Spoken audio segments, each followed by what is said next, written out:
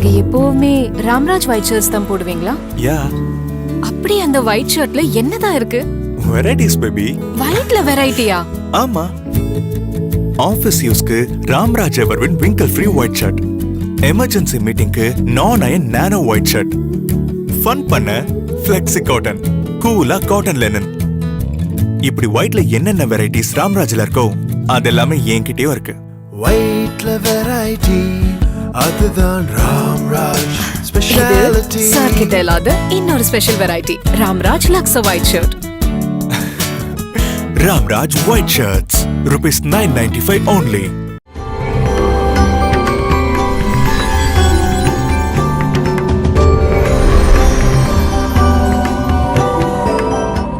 சுவாமிகள் இங்கேயே இருக்கணும் அப்படின்னு கேள்வி வைக்கிறார் தம்பிரான் சுவாமிகள்.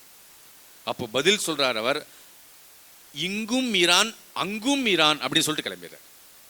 நான் இனிமேல் இங்கேயும் இருக்க மாட்டேன் அங்கேயும் இருக்க மாட்டேன்.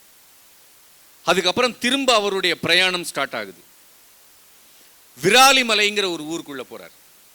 மேல இருக்கிற முருகப்பெருமானுடைய கோவில் அங்க. அவர் ஒரு தாசி வீடுன்னு தெரியாதங்க ஒரு திண்ணையில படுத்துன்னு உறங்குறார். அவர் உறங்கின உடனேயே பக்கத்தில் என்ன பண்ணுறாங்கன்னா அங்கே இருக்கிற சிவாச்சாரியார்களுடைய ஒரு பிரசாதத்தை நைவேத்தியம் பண்ணுறார். நைவேத்தியம் முடிஞ்ச உடனே அன்று இரவு அந்த ஊரில் இருக்கிற ஒரு தாசில்தாரனுடைய வீட்டுக்கு தான் முதல்ல பிரசாதம் போகணும். அந்த பிரசாதம் தாசில்தார் வீட்டுக்கு போகணும். அதுக்கு முன்னாடி போகலை. திடீர்னு என்ன பண்ணுறாருன்னா முருகப்பெருமானே அந்த பிரசாதத்தை எடுத்து கொண்டு வந்து திண்ணையில் இருக்கக்கூடிய, எப்படி சொல்றார் இந்த வரிதான் ரொம்ப முக்கியம், அப்பா உங்களுக்காக பிரசாதம் கொண்டு வந்திருக்கேன் அப்படிங்கிறார். என்ன வந்திருக்கிறது தட்சிணாமூர்த்தி சுவாமிகளாக வந்திருக்கக்கூடியவர் சாட்சாத் அருணாச்சலேஸ்வரர். உங்களுக்காக பிரசாதம் கொண்டு வந்திருக்கேன் அப்படிங்கிறார். இந்த பிரசாதத்தை நீங்க எடுத்துக்கணும் அப்படின்னு சொன்ன உடனேயே அவர் பிரசாதத்தை உண்டு விட்டு மீதியை வைக்கிறார். மீதியை வச்ச உடனே எங்க சிவாச்சாரியர் கோபமா வரார். எங்க போச்சு என் பிரசாதம் அப்படின்னு சொன்னோடனே இந்த திண்ணையில் இருக்கக்கூடிய எதிரில் இருக்கிற சன்னியாசிகள் சொல்றாங்க, ஒரு குரல் வந்தது, இந்த பிரசாதத்தை எடுத்துக்கோன்னு ஒரு பையன் வந்து சொல்லிட்டு போனா இது உண்மை அப்படின்னு சொன்ன உடனே இவருக்கு நம்பிக்கை வரல.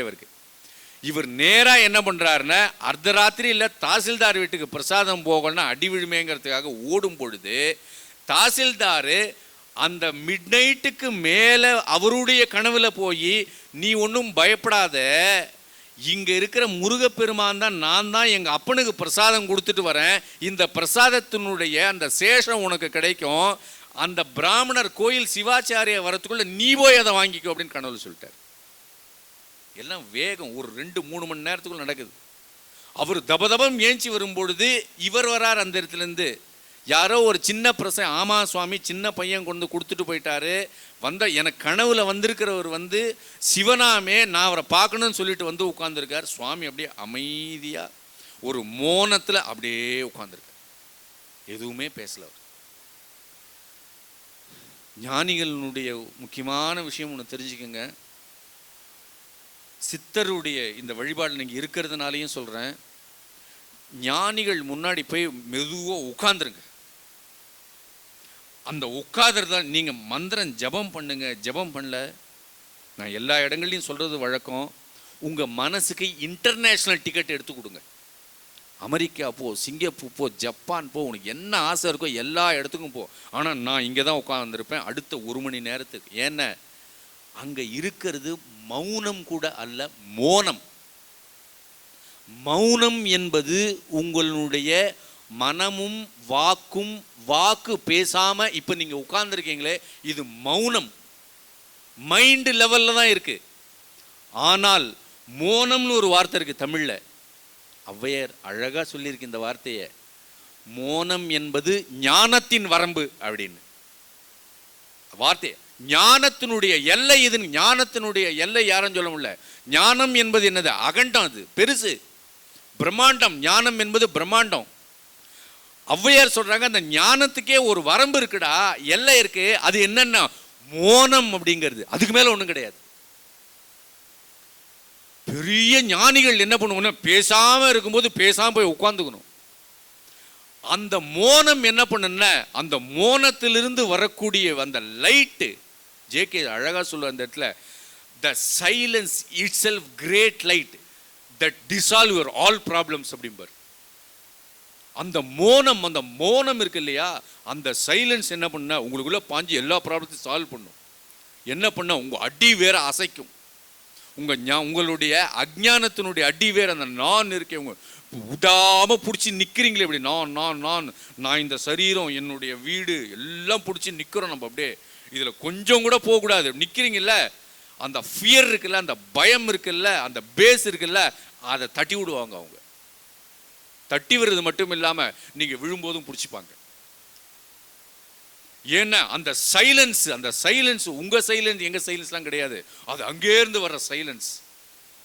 தட் சைலன்ஸ் வில் பெனட்ரேட் அப்படிம்பார் ஞானி. பெனட்ரேட்னா அப்படி ஊடுருவி போகும், உங்களுக்குள்ளார ட்ரில் போட்டு போகும். உங்களுக்கு தெரியுமான்னா உங்களுக்கு தெரியவே வேண்டாது. ஏன்னா உங்க மனதினால அதை கணிக்கவும் முடியாது. ஏன்னா நீங்க கணிக்கக்கூடிய விஷயம் என்னன்னா உங்க எல்லைக்குட்பட்டதுன்னு அர்த்தம். அது நிறைய பேர் சொல்லுவாங்க நான் சரணாகதி பண்ணிட்டேன் அப்படின்னு. சரணாகதி நீங்க பண்ண முடியுதுன்னா உங்களுக்கு தெரிஞ்ச விஷயம் மட்டும்தான் நீங்க சரணாகதி பண்ண முடியும். உங்களுக்கு சரணாகதி பண்ணக்கூடிய எம்பெருமான் உங்களுடைய எல்லைக்குட்பட்டவராக இருக்க நீங்க போய் எப்படி சரணாகதி பண்ண முடியும்? அதனால சரணாகதின்ற வேர்டு தப்புலாம் கிடையாது. சரணாகதி என்னால பண்ண முடியாதுன்னு நீங்க தோத்து போய் உட்கார இடத்துல தான் சரணாகதி சித்திக்கும். எல்லாம் நீங்க இந்த அகங்காரத்து கூட என்ன கேம்னா விளையாடுங்க. நீங்க எல்லா ட்ராப்லையும் போய் இந்த மனசு இந்த அகங்காரம் உங்களுடைய ஈகோ விளையாடிக்கிட்டே இருந்து கவனிங்க. அப்ப என்ன பண்ணணும்னா ராமாயணம் அழகா காட்டுது. எப்படி காட்டுதுன்னா விபீஷணனுக்கு சரணாகதி எப்படி பண்றதுன்னு தெரியல, சும்மா நிக்கிறான். நீங்க சும்மா நில்லுங்க சார், இவர்கிட்ட போய் நில்லுங்க. எனக்கு சரணாகதின்னா என்னன்னு தெரியாது. எஸ், அவ்வளவுதான். நான் கோவக்காரன் நிக்கணும். இங்கிலீஷ்ல இதுக்கு பேரு ப்ரூட்டல் ஹானஸ்ட்னு பேரு. ப்ரூட்டல் ஹானஸ்ட்னா நேர்மை, ஒரு நேர்மையா இருக்கிறதுன்னு ஒரு அர்த்தம். ஆனா காட்டுத்தனமான நேர்மை உங்களுக்கு வேணும். சார் நான் காமமானால் காமவயப்பட்ட ஒரு மனிதன், நான் என்ன ஐ எம் செக்ஷுவல், அப்படியே நில்லுங்க. நீங்க அங்கேயே ஒத்துங்க. நீங்க உங்களை யாரும் நீங்க ஒத்துங்க. ஆமாயா நான் அவ்வளவுதான், நான் அகங்காரம் பிடிச்ச நான் அகங்காரம் நில்லுங்க அங்கேயே.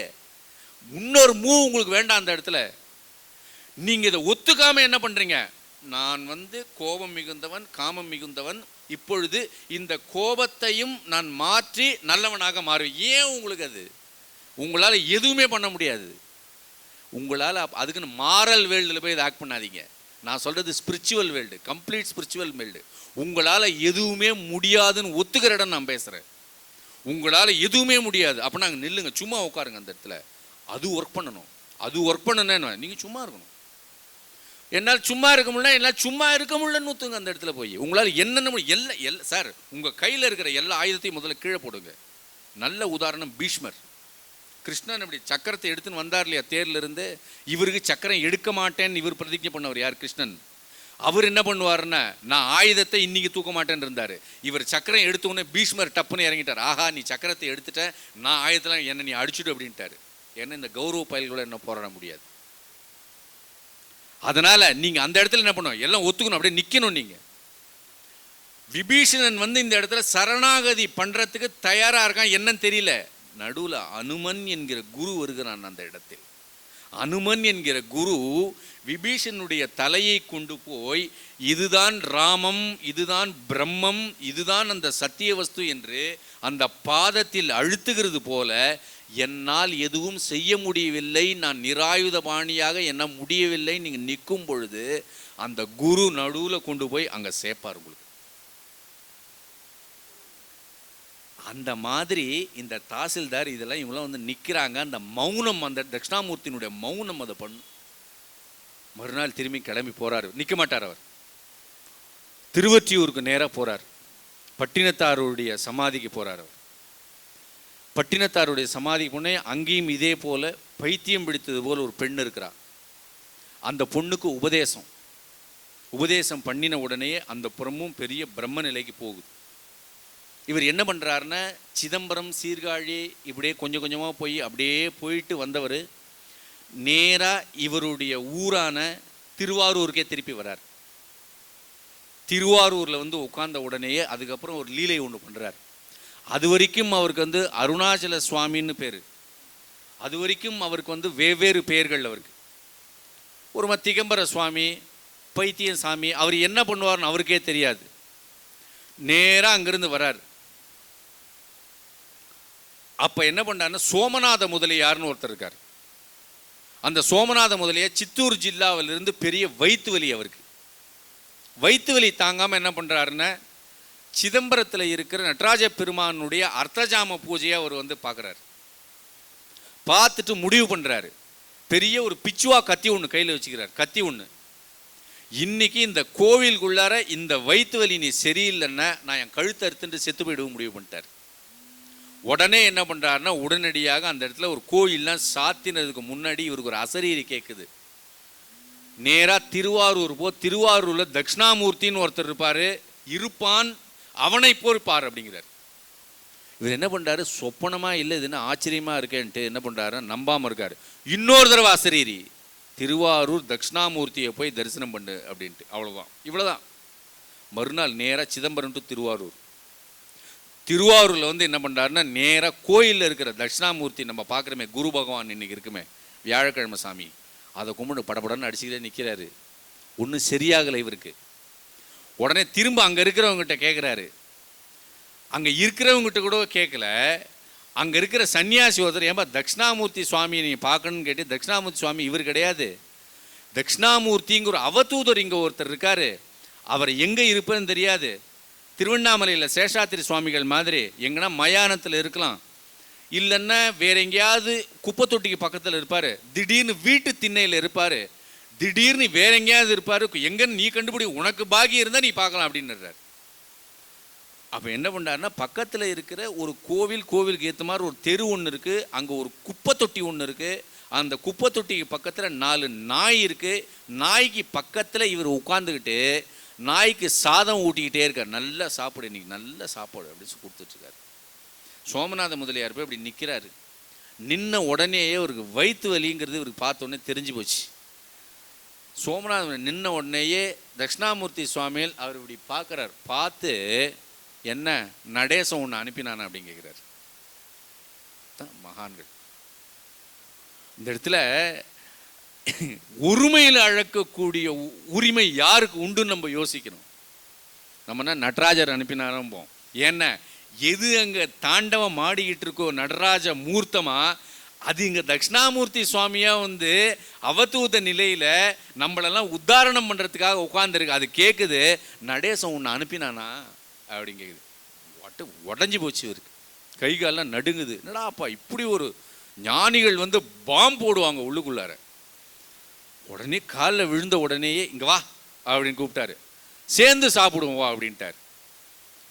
அந்த நாய்க்கு ஒரு வாய் கொடுத்துட்டு இவருக்கும் ஒரு வாய் கொடுத்தாரு. சோமநாத முதலியார் சாப்பிட்டார். அவர் சாப்பிட்ட உடனே இவருக்கு சரியா போச்சு. இதெல்லாம் என்னன்னா இது வந்து இது உடம்பை சரி பண்ணுறதெல்லாம் கிடையாது. முதல்ல உடம்புல போய் வேலை செய்யாது, இதை காட்டுறது. நம்ம இங்கே வரணும்னு வச்சிங்களேன், குழந்தைக்கு உடம்பு சரியில்லை, எனக்கே உடம்பு சரியில்லை, போய் திருநீர் பூசினேன் அப்படின்னா திருநீர் பூசுறது மேலே இருக்கிறதுக்கு மட்டும் கிடையாது, உள்ளே இருக்கிறதுக்கு. நமக்கு மேலே இருக்கிற பூசுனே உடம்பு ஜுரம் சரியாகுது, இதெல்லாம் போகுது. ஆனால் உள்ளேயும் ஒரு மாற்றம் நடந்துக்கிட்டு இருக்கும், அது நமக்கு தெரியாது, அவங்களுக்கு தான் தெரியாது. அதுபோல் என்ன பண்ணுறாருன்னா அந்த உடம்பை சரிப்படுத்துகிறார் அவர். அப்படியே என்ன பண்ணுறாருன்னா மெதுவாக தன்னுடைய திருவாரூர்லேருந்து இந்த காரைக்காலுக்கு இப்படியே நடந்துக்கிட்டே இருக்கார். அங்கே இருக்கிற ஒரு தாசில்தார், ஒரு பிராமணர், ஒரு தாசில்தாராக இருக்கார். அவர் வீட்டுக்கு போன உடனே இவர் படுத்துக்கிறத பார்த்துட்டு என்ன பண்ணுறாருன்னா, யாரோ ஒருத்தர் பிச்சைக்கார மாதிரி வந்திருக்கிறான்னு அடிக்கிறதுக்கு போகும் பொழுது அங்கே இருக்கிற ஒருத்தர் என்ன பண்ணுறாருன்னா, கேசவ நாயக்கர்னு அவருடைய அசிஸ்டண்ட் ஒருத்தர், அந்த தாசில்தார்ட்ட வேலை, அவரை அடிக்காதீங்க அப்படிங்கிறார். தேவையில்லாமல் என்ன பெரம்புனால ஒரு விளாடுறார் தட்சிணாமூர்த்தி சுவாமிகளை. மறுநாளே அவர் என்ன பண்ணார், தாசில்தாருக்கு உடம்பு பீடிச்சு போய் அவருடைய மரணம் மிக கூடியதாக போகுது. அப்போவே கேசவ நாயக்கர், இனிமேல் உம்மிடம் நான் வேலை பார்க்க மாட்டேன், இனிமேல் நான் தட்சிணாமூர்த்தியினுடைய அடிமை அப்படிங்கிறார். இந்த சோமநாத முதலியார் என்ன பண்ணுறாருன்னா, இந்த தட்சிணாமூர்த்தின்ற பேரை சிதம்பரம் நடராஜர் தான் இந்த சுவாமிகளை சொன்னதுன்னு ஊரில் எல்லாருக்கிட்டையும் போய் சொன்ன உடனே, அது வரைக்கும் இவருக்கு பேர் வைக்காதவங்க அன்னைக்கு தான் இவருக்கு தட்சிணாமூர்த்தி சுவாமிகள்னு பேரே வருது. இவருக்கு பேர் எப்போ வருதுன்னா, கடைசி கட்டமா இவர் ஐக்கியமாகறதுக்கு சில வருடங்கள் முன்பு தான் இவருக்கு பேரை வைக்கப்படுது. அந்த பேரை வச்சது யாருன்னு கேட்டீங்கன்னா சிதம்பரத்தில் இருக்கிற நடராஜர். ஏன்னா ஒரு சாமி தான் இன்னொரு சாமிக்கு பேர் வைக்க முடியும், நம்மெல்லாம் பேர் வைக்க முடியாது. கிருஷ்ணருக்கு யார் பேர் வைக்கிறாங்கன்னு இவங்க ஒரு பேரை சூஸ் பண்ணி வச்சிருக்காங்க. ஆனா ஒரு ரிஷி வராரு, அதுக்குன்னே கர்க மகரிஷின்னு ஒரு ரிஷி வராரு. அதுதான் நான் தான்மா கிருஷ்ணனுக்கு வாத்தியாரு, நான் தான் பேர் வைப்பேன். அவர் என்ன பண்ணாருன்னா கிருஷ்ண பிரம்மம்னு ஒரு அர்த்தம் உண்டு. பிரம்மமே இங்க அவதாரம் பண்ணி இறங்கிறது. இன்னொன்று அந்த பிரம்மம் எப்படி இருக்குன்னா கருமை நிறத்தான அந்த கிருஷ்ணம்னா கருப்புன்னு ஒரு அர்த்தம் உண்டு. அதனால இதுக்கு பேர் என்னன்னா கிருஷ்ணா அப்படின்னு பேர் வைக்கிறார். என்ன ஒரு ரிஷி தான் இன்னொரு ரிஷி வைக்க முடியும். அதனால தான் நம்ம பாரத தேசத்தில் என்ன வைப்போம் நம்மனா எது எதுலாம் சாமி பேராக இருக்கோ அந்த சாமி பேரை நம்ம குழந்தைக்கு வச்சு வச்சு அழகு பார்க்குறது. நம்ம பேர் எல்லார் பேரும் பேருத்துங்க, மெதுவாக எல்லார் பேரும் சாமி பேர். ஏன்னா இவனுக்கு பேர் வைக்க தெரியாதுங்கிறதுனால இன்னொரு சாமி இன்னொரு ரிஷி என்ன பேர் வச்சிருக்காங்களோ அதை இவன் தூக்கி வச்சிருவான். அந்த ரிஷியே அந்த பேர் வைக்கிற மாதிரி. ஏன்னா நம்ம இந்த பாகவத்தில் கவனிச்சுன்னா தெரியும், கடைசியில் உயிர் போகிறதுக்கு முன்னாடி நாராயணான்னு அவன் பையனுக்கு அவன் பேர் வச்சிருப்பான். அம்பரீஷனுடைய சரித்திரத்தில் நாராயணான்னு பேர் வச்சு அவன் உயிர் போகிறதுக்கு முன்னாடி அப்பா இந்த பேரை நீ கூப்பிட்டுட்டல்ல, இந்த பேரை நீ கூப்பிட்டதுனால உனக்கு இந்த நரகத்தில் போக மாட்டேன், உன்னை வைகுந்தத்திலிருந்து கூட்டுவா அப்படின்னா. ஏன்னா இவன் காலம் முழுக்க இவன் பையனை ஏதோ ஒரு பேரிட்டு கூப்பிட்டுருக்க மாட்டான். சுவாமிநாதான்னு கூப்பிட்டுருப்பான், தியாகராஜான்னு கூப்பிட்டுருப்பான். இவன் கடைசி நேரத்தில் பையனை பார்த்து தியாகராஜா நான் போயிட்டு வரேன்னுவான். அங்கே இருக்கிற தியாகராஜன் வந்துடுவான் அந்த இடத்துல. இவன் உள்ள கூட வர முடியாது, அங்கே இருக்கிற தியாகராஜன் அங்கே வந்து உட்காந்துருவான். அதனால தான் பேர் வைக்கிறதுல கவனமாக இருக்கணும். இந்த பேர் அதுவே கொடுத்ததுனால இவர் உட்காந்துப்பார். இவர் இப்படியே வரார். இவர் மஸ்தான் சாஹிப்னு ஒரு பெரிய ரிஷி இருந்தார் காரைக்கால் பக்கத்தில். இவரா அவர்னு ஒரு சின்ன குழப்பம் இருக்கு. ஆனாலும் அவர்கிட்ட கேட்குறாரு, நாம் எப்படி இருந்தால் அந்த வரியை கூட நீயும் நானும் எப்படி இருந்தால் எங்கும் நிறைந்த பொருளாக இருக்கலாம்னு ஒரு கேள்வி கேட்குறாரு. சுவாமிகளை பார்த்து கேட்க, நம்ம கேள்வி கேட்க தெரியும். ஞானிகள் எப்படி பேசிக்கிறாங்கன்னு பாருங்க. நீயும் நானும் எப்படியாக இருந்தால் எங்கும் நிறைந்த பொருளாக இருந்தால். அப்ப சுவாமிகள் பதில் கொடுக்குது. அதுக்கு என்ன கொடுக்குதுன்னா நான் நீ அது இது என்பதை சுட்டு இறந்தால் எப்பொழுதும் எங்கும் நிறைந்த பொருளாக இருக்கலாம். நான் விட்டுரு, நீன்றதையும் விட்டுடு, அதுங்கிறதையும் விட்டுடு, இதுங்கிறதையும் விட்டுடு.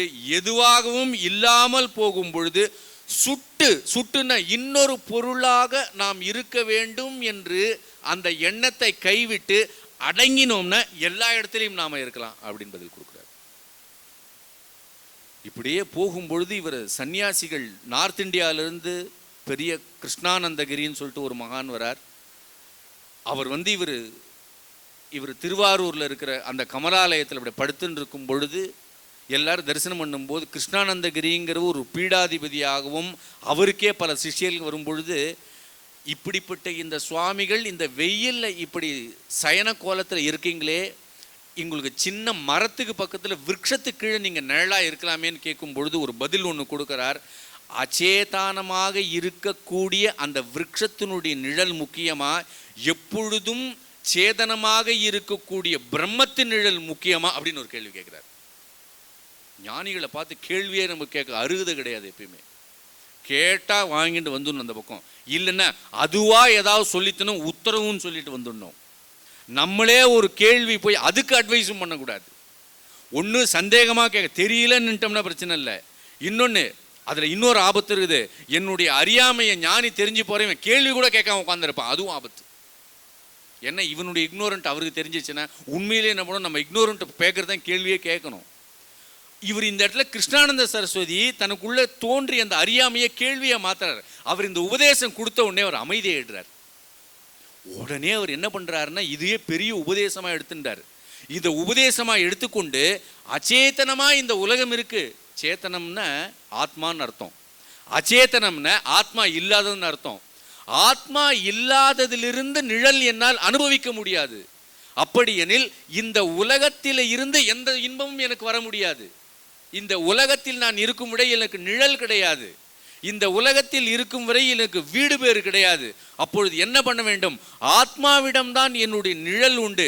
நான் ஆத்மாவிடம்தான் ஒதுங்க வேண்டும், சேத்தனத்தில் தான் ஒழுங்க வேண்டும்னு அவங்க சிஷ்யருக்கு என்ன பண்றாருன்னா அன்னைக்கு சாயங்காலம் உபன்யாசம் பண்றாரு. உபன்யாசம் பண்ணிட்டு தக்ஷணாமூர்த்தி சிந்தனை அப்படின்னு சொல்லிட்டு ஒரு புக்கு எழுதிடுறாரு அங்கே உட்காந்து.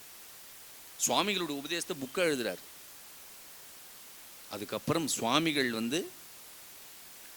அதுக்கப்புறம் ஒரு பெரிய குழு அவருக்கு சேருது. சரபோஜி ராஜா அவருக்கு இடம் கொடுக்குறார். சுவாமிகள் ஒரு கிராமத்தை நான் எழுதி வைக்கிறேன்னு சொல்லும் பொழுது ஒரு அற்புதமான ஒரு உபதேசம் ஒன்று கொடுக்குறார். அந்த இடத்துல சரபோஜி ராஜா இப்படி நிற்கிறாரு. அந்த இடத்துல திவான், அந்த காலத்து அந்த புரோட்டோகால் பிரகாரம் வருவாங்களே அதிகாரிகள்லாம் இருக்கும் பொழுது சுவாமிகள் முன்னாடி நின்று, உங்களுக்கு அங்கே இருக்கிற 2 கிராமங்கள், இத்தனை பொன், இத்தனை பொருள் எல்லாத்தையும் உங்களுக்கு கொடுக்குறோம், இந்த இடத்தையும் நீங்களே வாங்கிக்கணும் பொழுது ஒரு உபதேசம் ஒன்று கொடுக்குறார். சகல உலகமும் நம்மிடத்தில் ஆகாயத்தில் நீல பீதாதிகள் போல ஏகதேச தோற்றமாயிருக்க ஒருவன் சிறிது நிலம் கொடுக்கிறானாம், அதை ஒருவன் பெற்றுக்கொள்கிறானான், இவனன்றோ காணல் நீரை உண்டு களை தீர கருதினானாம் அப்படின்னு முடிச்சுக்க. எல்லா உலகும் என்னிடத்துல இருக்கு. எப்படி இருக்குன்னா, மேகம் மாதிரி நீல பீதாதிகள் போல எல்லா இடத்திலையும் நான் பரவி இருக்கும் பொழுது இவன் எனக்கு இடம் கொடுக்கிறானாம். ஏனெனில் நானே எல்லா இடத்திலும் நிறைந்திருக்கும் பொழுது எந்த இடத்தில் இவன் இடம் கொடுக்க முடியும்? திருவிக்கிரமாவதாரத்துக்கு வாங்க, நீங்க வாமனத்தை வாங்க, இவன் நான் 3 அடி இடம் கொடுக்குறேன்னா, யாரு மகாபலி சக்கரவர்த்தி 3 இடம் 3 இடங்கிறது எனக்கு 3 காலால் அளந்து காமிச்சான் இல்லையா? எனக்கு 3 அடி அவ்வளோதான். அது உன் இடமே கிடையாது இந்த இடத்துல. இதே இடத்த ராஜாவுக்கு உபதேசம் இது. எல்லா இடத்துலையும் நானா இருக்கும்போது எல்லாம் என்னோடது. இப்போ நீ எங்கிருந்து எனக்கு இடம் கொடுக்குற, அதை நான் எங்கிருந்து நான் ஒருத்தன் வாங்கிக்கிறேன். இது எப்படி என்ன காணல் நீரை எடுத்து குடிக்கிற மாதிரில இருக்கிற நீ பேசுறது உபதேசம். சரபோஜி மகாராஜா அப்படி என்ன பண்ணாரு, நமஸ்காரம் பண்றாரு. என்ன அனுக்கிரகம். நீங்க உங்களை என்னன்னு எடுத்து வச்சாதானே அவர் உங்களுக்கு கொடுக்க முடியும். எனக்கு எதுவுமே வேண்டாம், நான் ரொம்ப ஜாக்கிரதையா இருந்தாலும் ஞானி விட மாட்டாங்க. அந்த இடத்துல போட்டு ஒரு அடி அடிப்பாங்க, கூப்பிட்டு உங்களை கேள்வி கேட்க வச்சு உதப்பாரு. அதனால என்ன பண்ணணும்னா, நீங்க எப்படி இருக்கீங்களோ அப்படியே ஒத்துக்கணும் ஞானிகிட்ட. ஞானிகளுக்கு முன்னாடி, சித்தர் முன்னாடி, நான் இவ்வளவுதானே, நீங்க எந்த இடத்துக்கு போங்க ஞானி, நான் இதுவா இருக்கேன்னு இதுவா வைங்கள, உங்களுக்கு என்ன ஆயிட போகுது, அதை அவர் எடுத்துப்பாரு. அருணாச்சலத்துல ஒரு விஷயம் உண்டு. என்னன்னா, சாதுவோம் சுவாமிகள் விளக்கம் எழுதுவார். உங்களுடைய குட்டியோண்டு இந்த காது குறும்பு இருக்குல்ல, இந்த குறும்பு மாதிரி ஒரு அழுக்க தான் உங்ககிட்ட இருந்து அவன் எடுக்கிறான். யார் எடுக்கிறது? குரு வடிவில் இருக்கிற சிவபெருமான் உங்களுடைய காதுக்குள்ள இருக்கிற அந்த குறும்பு மாதிரி அந்த அகங்காரம் எடுத்துக்கிற. நீங்க அதை கொடுக்க மாட்டேன்னு வேற சொல்றீங்க. அதை கொடுத்துட்டு அவன் தன்னைத்தானே கொடுக்குறான். அருணாச்சலம் என அகமே நினைப்பவர் அகத்தை வேறு இருப்பாய் அப்படின்னா, இந்த இடத்துல அறுக்கிறது கிடையாது, அகத்தை அவன் அழிக்கிறான். எப்படி கொடுக்குறான்னா, அருணாச்சலம் அந்த சிவமாகிற செம்பொருளை தன்னையே அவங்ககிட்ட கொடுத்துருவான். அப்பா கூட பிரிச்சு தான் சொத்தை எழுதுவார். சின்ன பிள்ளைக்கு இவ்வளோ, பெரிய பிள்ளை, அடுத்த தலைமுறைக்கு இவ்வளோ அப்படின்னு ஜாக்கிரதையே எழுதுவார். அவர் அப்பன் தன்னுடைய ஸ்தானத்தையும் விட மாட்டான். திருதராஷ்டிரம் மாதிரி எல்லாருக்குள்ளேயும் ஒரு திருதராஷ்டிரம் உண்டு. தான் இறந்த பிறகு கொடுக்கணும், இல்லை தனக்கு அப்புறம் உயிர் எழுதி வைக்கணும். தன்னோட விட்டுட்டுலாம் போக மாட்டார். தன்னுடைய ஸ்தானம் முக்கியம் அவருக்கு. ஆனால் சிவன் அப்படி கிடையாது. உங்ககிட்ட இருக்கிற அந்த சின்னோண்டு ஒரு காது குறும் அதை கொடுத்து என்ன பண்ண, நான் என்னையே கொடுத்துட்றேன்டா உனக்கு. அதுதான் தன்னை தனக்களித்தல். என்ன, அவனுக்கே கொடுத்துருவான், அவ்வளோதான். தானே தானே தத்துவம் இதனை தானே காட்டுவாய் அருணாச்சலா. என்னென்ன, நீதான் அது, நீதான் எங்க பார்த்தாலும் இருக்கு, அதை எனக்கு என்ன பண்ணு, அதை எனக்கே காட்டு, அவ்வளோதான், முடிஞ்சு போச்சு. எல்லாம் எவ்ரிதிங் லீட்ஸ் டு சரண்டர். எல்லாம் எங்கே போகுதுன்னா சரணாகதிக்கு போயிட்டே இருக்கு. ஞானிகளுடைய சரித்திரத்தை கேளுங்க. எல்லாம் யாரை ரெடி பண்ணுதான், மனசுக்கிட்ட சொல்லுங்க. இது எல்லாத்தையும் யார்ட்டையும் சொல்லாதீங்க. நீங்கள் பிரார்த்தனை கூட பண்ண வேண்டாம். உங்கள் மனசில் என்ன பண்ணும், ஒரு கரெக்டாக அண்டர்ஸ்டாண்டிங் வந்தால் போதும். என்னால் ஒன்றும் இல்லை, என்னால் ஒன்றும் இல்லை. இது இந்த தட்சிணாமூர்த்தி என்ன பண்ணுற, சுவாமிகள் என்ன பண்ணான்னா சொல்லி கொடுக்குறாரு. எப்போ எல்லா இடத்துலையும் நானே இருக்கேன், நீ என்னப்பா துண்டு நிலம் கொடுக்குற, நீயே வச்சுக்கோ அப்படின்னு என்ன பண்ண திருப்பி கொடுத்துட்றாரு அவர் எல்லாத்தையும். அப்படியெல்லாம் கொடுத்துட்டு கடைசியில் அவருடைய ஐக்கியமாகிற ஞானிகளுக்கு தேகத்தை விடுதல் அப்படிங்கிறது ஒரு பெரிய விஷயம். என்ன சொல்லுங்கன்னா, விதேக கைவல்யம் அப்படின்னு சொல்லக்கூடிய ஒரு விஷயம். அது தேகம் என்பது உடல், விதேகம் என்பது உடல் இல்லாமல் போதல். அவங்க இல்லாமல் போறதுனால அவங்க இல்லாமல் போறது கிடையாது. எங்கும் நிறைந்திருக்கிற பிரம்மசக்தியா அவங்க எப்பொழுதும் இருக்காங்க.